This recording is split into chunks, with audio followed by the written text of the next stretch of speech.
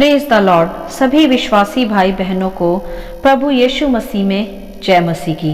Bible शिक्षा channel पर आप सभी का स्वागत है।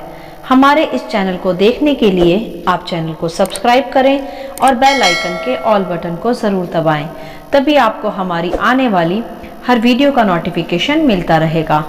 आज मैं आपके लिए बाइबल की पुस्तक से अब्राहम और सारा की कहानी का संक्षिप्त विवरण लेकर आई हूँ, जो आपको उत्पत्ति अध्याय 12 से 21 में देखने को मिल जाएगा। वहां से आप इसे विस्तार से पढ़ सकते हैं। तो चलिए भाइयों बहनों, हम वीडियो स्टार्ट करते हैं।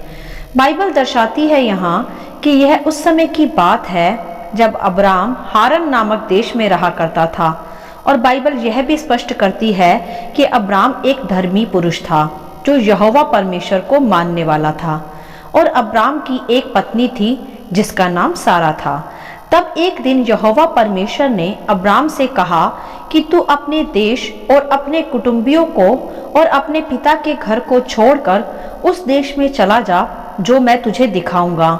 यहाँ ध्यान दे भाइयों बहनों कि तब अब्राम के पिता तेरह की मृत्यु हो चुकी थी।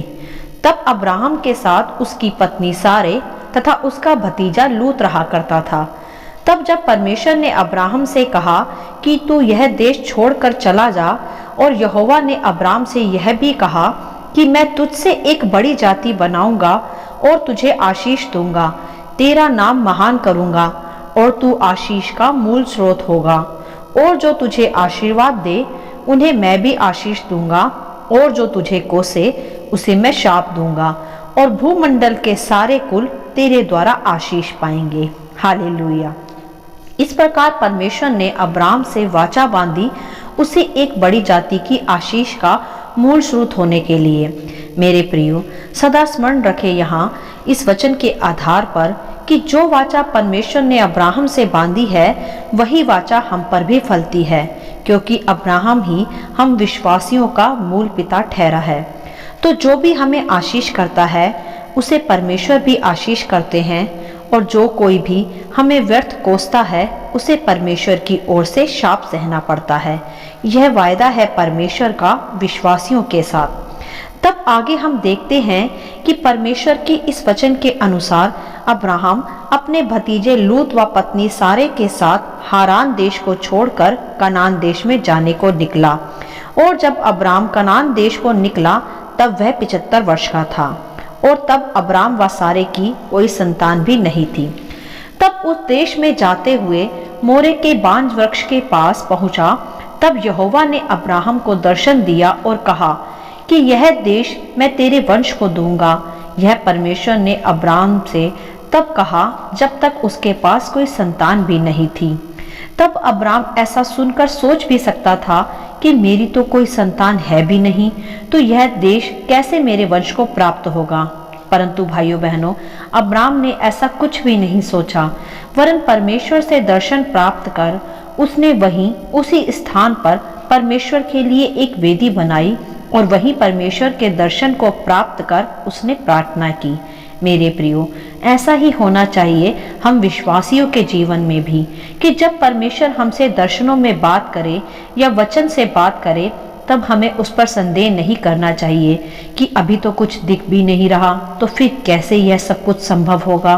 वरन हमें उस दर्शन या उन वचनों को प्राप्त कर परमेश्वर से उसके विषय प्रार्थनाएं करनी चाहिए, विश्वास से भरकर, जैसे अब्राम ने की, जबकि जब तक उसकी कोई संतान भी नहीं थी। तब आगे हम देखते हैं कि फिर उस देश में भी अकाल पड़ा। तब अब्राम उस देश को छोड़कर मिस्र देश में जाकर परदेसी होकर रहने लगा। तब मिस्र देश में अब्राम तथा उसकी पत्नी सारे पर वहां भी कुछ विपत्तियां पड़ी कि वहां के राजा फिरौन ने उसकी पत्नी सारे के सुंदर होने के कारण उसे रख लिया। परंतु अब्राम ने सारे से उसे झूठ बोलने को कहा था कि वह राजा से यह कहे कि वह अब्राहम की पत्नी नहीं बहन है, जिससे राजा अब्राम के प्राण न ले। परंतु उस राजा फिरौन ने जब सारे को रख लिया, तब यहोवा परमेश्वर ने सारे के ही कारण राजा पर कुछ विपत्तियां डाली, और राजा को तब यह पता चल गया कि सारे अब्राहम की बहन नहीं वरन पत्नी हैं, और वह दोनों परमेश्वर के धर्मी जन हैं। इस कारण राजा ने अब्राम को व उसकी पत्नी को छोड़ दिया और उनकी कुछ हानि भी नहीं की, तथा उनके साथ बहुत सी भेड़ बकरियां, दास दासियां और गाय बैल इत्यादि उन्हें भेंट में भी दी। उन्हीं दास दासियों में से थी हाजिरा, जो अब्राम की दूसरी पत्नी बनी थी। मेरे प्रियो, यहाँ हम देख सकते हैं कि अब्राम के झूठ बोलने के बावजूद भी परमेश्वर ने अब्राम को बचा लिया व सारे को भी, क्योंकि परमेश्वर अपने लोगों की, जिनसे परमेश्वर की वाचा बंदी होती है, उनकी कोई हानि नहीं होने देता, वरन उनको शत्रुओं के सामने भी आदर करवाता है।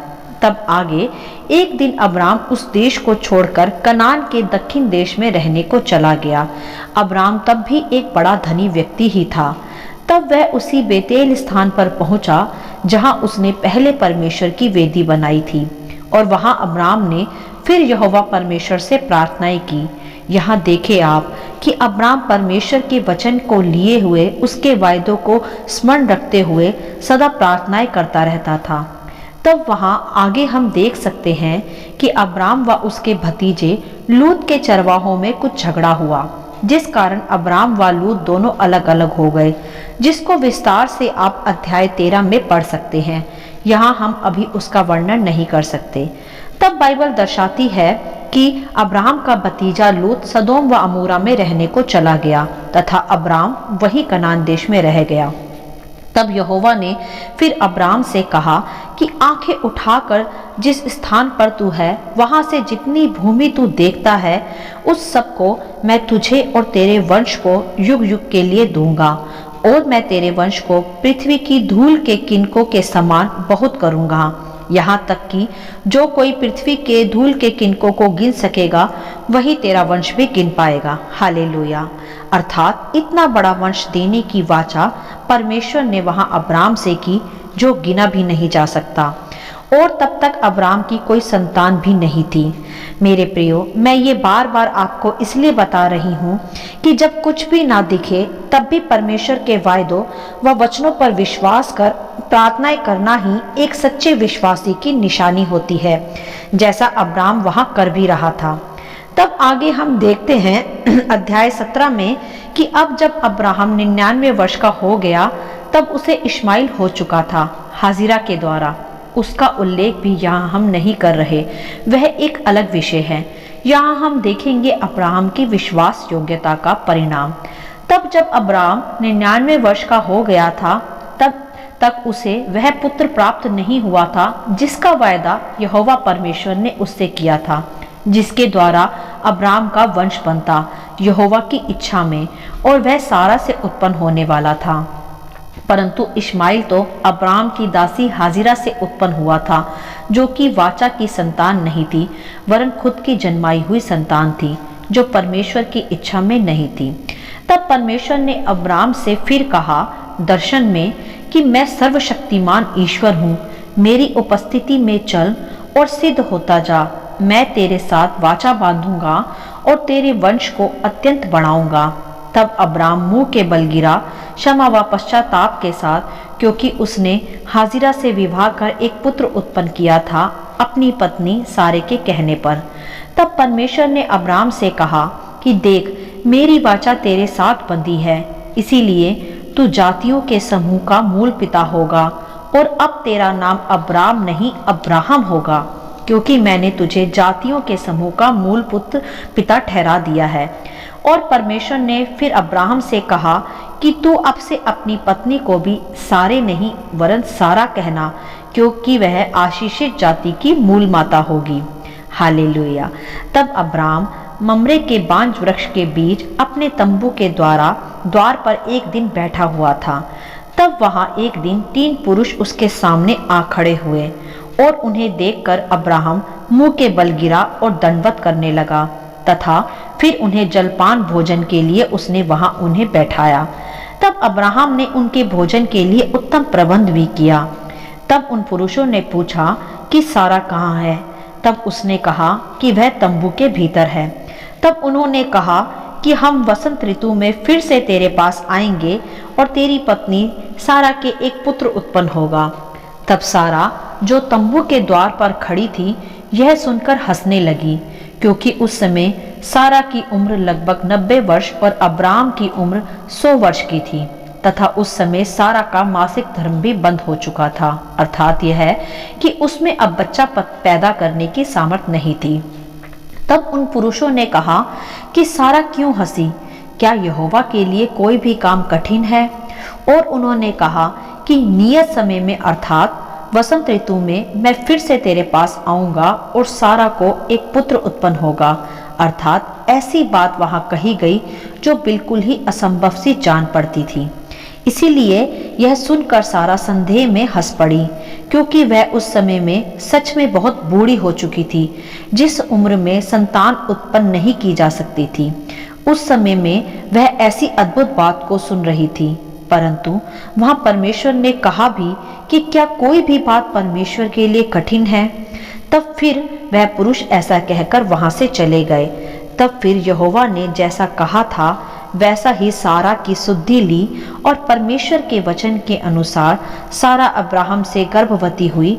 वह ठीक उसी नियुक्त समय पर जो परमेश्वर ने बताया था सारा के एक पुत्र उत्पन्न हुआ और फिर अब्राहम ने उस पुत्र का नाम इसहाक रखा, क्योंकि परमेश्वर ने ही अब्राहम से कहा था पहले ही कि निश्चय ही तेरी पत्नी सारा के तुमसे एक पुत्र उत्पन्न होगा और तू उसका नाम इसहाक रखना।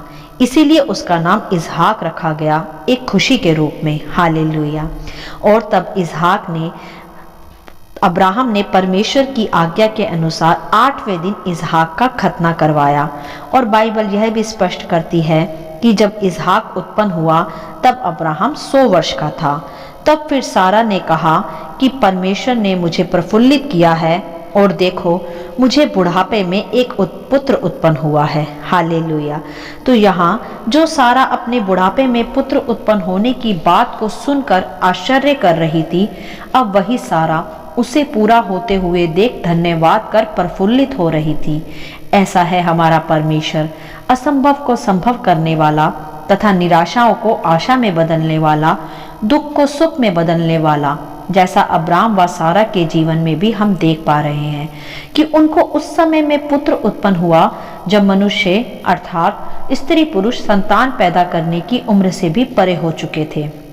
लेकिन मेरे प्रियो, यहाँ हम इस घटना से यही स्मरण रख सकते हैं कि जब कोई भी बात असंभव हो या कुछ ना भी दिख रहा हो या परिस्थितियां बिल्कुल विपरीत ही क्यों ना हो, तब भी यदि परमेश्वर ने हमसे वायदा किया है, हमसे कोई वाचा बांधी है, तो स्मरण रखें सर्वदा कि वह वादा व वचन जीवित परमेश्वर का है, किसी मनुष्य का नहीं। जो पूरा ना हो वह अवश्य पूरा होगा, क्योंकि वह वाचा सर्वशक्तिमान सृष्टि के कर्ता परमेश्वर ने बांधी है, जिसकी कोई समय सीमा नहीं, कोई उम्र नहीं। वह असीमित परमेश्वर है। वह अपने वायदों को किसी भी समय जो उसने निर्धारित किया हो उसे अवश्य पूरा करता है, चाहे फिर मनुष्य की आयु या सोच उसके अनुसार हो या नहीं। वह असंभव को संभव करने वाला तथा निराशाओं में भी आशा उत्पन्न करने वाला, निर्जल भूमि पर मेह बरसाने वाला परमेश्वर है। बस हमें उसके वायदों व वचनों को लेकर सदा विश्वास से भरकर प्रार्थनाएं करनी चाहिए। चाहे देरी हो तब भी हमें आशा नहीं छोड़नी चाहिए। जैसे अब्राहम ने भी हर स्थान पर परमेश्वर से प्रार्थनाएं की, उसकी वाचा का आदर किया और वह फिर एक बड़ी जाति का मूल पिता ठहरा 100 वर्ष की आयु में भी। अर्थात जब अंत लगने लगे तब उसकी शुरुआत हुई। अर्थात यह है कि जहां हमारी सोच समाप्त हो जाती है वहां से परमेश्वर की सोच आरंभ होती है, क्योंकि उसकी सोच व हमारी सोच में जमीन आसमान का अंतर है। वह असंभव को संभव करने वाला परमेश्वर है। बस हमें धीरज के साथ, विश्वास के साथ परमेश्वर के वायदों को स्मरण रखते हुए सदा प्रार्थनाएं करनी चाहिए और सदा उसके वायदों पर विश्वास करना चाहिए। तभी हम एक सच्चे विश्वासी कहलाएंगे और विश्वास के पिता अब्राहम की सच्ची संतान भी बन पाएंगे, जिसका वायदा परमेश्वर ने अब्राहम से किया था। हम उसी वायदे की संतान हैं और हम इसी कारण विश्वासी भी ठहरे। हालेलुया। आशा करती हूँ इस कहानी का संक्षिप्त विवरण आप सभी को समझ में आया होगा।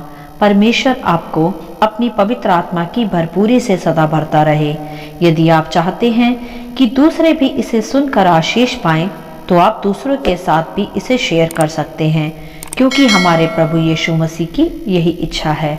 आमीन and God bless you all.